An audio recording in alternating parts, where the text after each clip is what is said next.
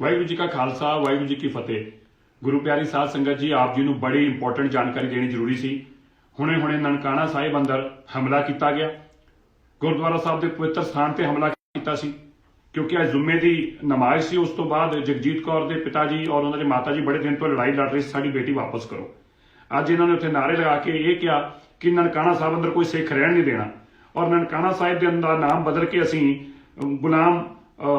ਗੁਲਾਮ ਅਲੀ ਜਾਂ ਜੋ ਵੀ ਉਹਨਾਂ ਦੇ ਕੋਈ ਨਾਮ ਉਹ ਨਾਮ ਬਦਲ ਕੇ ਅਸੀਂ ਨਨਕਾਣਾ ਸਾਹਿਬ ਦਾ ਨਾਮ ਵੀ ਬਦਲਾਂਗੇ ਔਰ ਨਾਮ ਵੀ ਅਸੀਂ ਨਨਕਾਣਾ ਸਾਹਿਬ ਨਹੀਂ ਰਹਿਣ ਦੇਣਾ। ਮੈਨੂੰ ਬੜੀ ਹੈਰਾਨਗੀ ਹੋ ਰਹੀ ਆ ਇਸ ਵੇਲੇ ਜਦੋਂ ਮੈਂ ਤੁਹਾਡੇ ਨਾਲ ਗੱਲ ਕਰ ਰਿਹਾ ਉੱਥੇ ਸਿੱਖ ਮੈਨੂੰ ਫੋਨ ਕਰ ਰਹੇ ਨੇ। ਮੈਂ ਉਹਨਾਂ ਨੂੰ ਕਿਹਾ ਮੈਂ ਤੁਰੰਤ ਵੀਡੀਓ ਪਾ ਰਿਹਾ ਔਰ ਮੈਂ ਆਪ ਜੀ ਸਾਰਿਆਂ ਦੇ ਅੱਗੇ ਹੱਥ ਜੋੜ ਕੇ ਬੇਨਤੀ ਕਰਦਾ ਤੁਸੀਂ ਜ਼ਿਆਦਾ ਤੋਂ ਜ਼ਿਆਦਾ ਨੂੰ ਸ਼ੇਅਰ ਕਰੋ, ਗਰੁੱਪਾਂ ਅੰਦਰ ਪਹੁੰਚਾਓ ਔਰ ਪਾਕਿਸਤਾਨ ਦੇ ਅੰਦਰ ਸਾਡੀ ਆਵਾਜ਼ ਪਹੁੰਚਣੀ ਚਾਹੀਦੀ ਆ। ਮੈਂ ਇਮਰਾਨ ਖਾਨ ਜੀ ਨੂੰ ਹੱਥ ਜੋੜ ਕੇ ਕਹਿਣਾ ਹੈ ਇਹ ਸਿੱਖਾਂ ਨੂੰ ਬਚਾਓ। ਉਹਨਾਂ ਦੇ ਘਰਾਂ ਤੇ ਹਮਲਾ ਹੋ ਗਿਆ ਇਸ ਵੇਲੇ।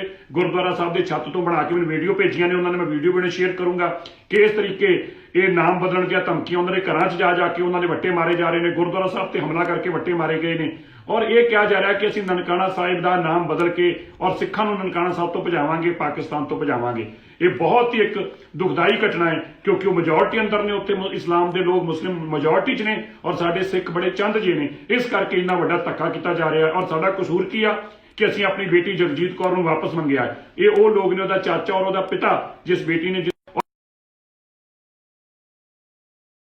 ਔਰ ਇਹਦਾ ਨਾਮ ਬਦਲ ਕੇ ਮੁਹੰਮਦ ਮੁਸਤਫਾ ਜਾਂ ਜੋ ਵੀ ਉਹਨਾਂ ਦਾ ਨਾਮ ਨਾਰੇ ਲਗਾ ਰਹੇ ਨੇ ਕਿ ਅਸੀਂ ਨਾਮ ਬਦਲਾਂਗੇ। ਮੈਂ ਆਪ ਜੀ ਨੂੰ ਬੇਨਤੀ ਕਰਨਾ ਚਾਹੁੰਦਾ, ਮੈਂ ਆਪਣੇ ਵੱਲੋਂ ਲੱਗਾ ਹੋਇਆ ਉੱਥੋਂ ਦੀ ਸਰਕਾਰ ਨਾਲ ਗੱਲਬਾਤ ਕਰਨ ਦੇ ਉੱਤੇ ਹਾਈ ਕਮਿਸ਼ਨ ਨੂੰ ਮੈਂ ਹੁਣੇ ਫੋਨ ਕੀਤਾ ਹੈ। ਇੱਥੇ ਮੈਂ ਗ੍ਰਹਿ ਮੰਤਰੀ ਜੀ ਦੇ ਨਿਵਾਸ ਤੋਂ ਮੈਸੇਜ ਛੱਡਿਆ ਹੈ ਕਿ ਤੁਰੰਤ ਉੱਥੇ, ਔਰ ਉਹ 12 ਨੰਬਰ ਹੈ ਸ਼ਾਇਦ ਉੱਥੇ ਫੋਨ ਨੰਬਰ ਜਿਹੜਾ ਵੀ ਦੱਸ ਰਹੇ ਨੇ ਉਹ ਉੱਤੇ ਅਸੀਂ ਫੋਨ ਕਰ ਰਹੇ। ਕੋਈ ਪੁਲਿਸ ਉੱਤੇ ਜੇ ਮੇਰਾ ਆਹ ਦਿਖਾਉਣਾ ਮੈਂ ਤੁਹਾਨੂੰ, ਆਹ ਉੱਥੇ ਨਾਰੇ ਲੱਗ ਰਹੇ ਨੇ ਔਰ ਇਹ ਉੱਥੇ ਹਾਲਾਤ ਬਣੇ ਹੋਏ ਨੇ।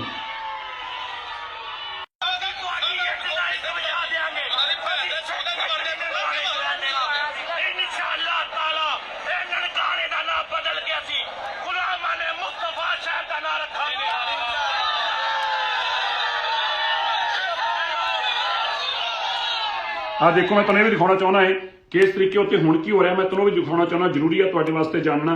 ਇਸ ਵੇਲੇ ਜੋ ਉੱਥੇ ਹੋ ਰਿਹਾ ਹੈ ਬਹੁਤ ਹੀ ਖਤਰਨਾਕ ਮੰਜ਼ਰ ਉੱਥੇ ਬਣਿਆ ਹੋਇਆ ਹੈ ਔਰ ਇਸ ਵੇਲੇ ਜੋ ਉੱਥੇ ਕੀਤਾ ਜਾ ਰਿਹਾ ਹੈ, ਮੈਂ ਹੈਰਾਨ ਆ ਕਿ ਕਿਸ ਤਰੀਕੇ ਉੱਥੋਂ ਦੇ ਵਾਤਾਵਰਨ ਨੂੰ ਬਣਾ ਦਿੱਤਾ ਗਿਆ ਔਰ ਜਿਸ ਤਰ੍ਹਾਂ ਸਾਨੂੰ ਧਮਕੀਆਂ ਦਿੱਤੀਆਂ ਜਾ ਰਹੀਆਂ ਨੇ। ਉੱਥੋਂ ਦੇ ਮੈਂ ਵਿੱਚ ਤੁਹਾਨੂੰ ਵੀਡੀਓ ਦਿਖਾ ਰਿਹਾ ਜੋ ਉੱਥੇ ਇਸ ਵੇਲੇ ਹਾਲਾਤ ਬਣੇ ਹੋਏ ਨੇ। ਉਹ ਦੇਖੋ ਜਰਾ, ਇਹ ਸਿੱਖ ਡਰ ਕੇ ਅੰਦਰੋਂ ਵੀਡੀਓ ਬਣਾ ਰਹੇ ਨੇ ਜਿਹੜੇ ਸਿੱਖ।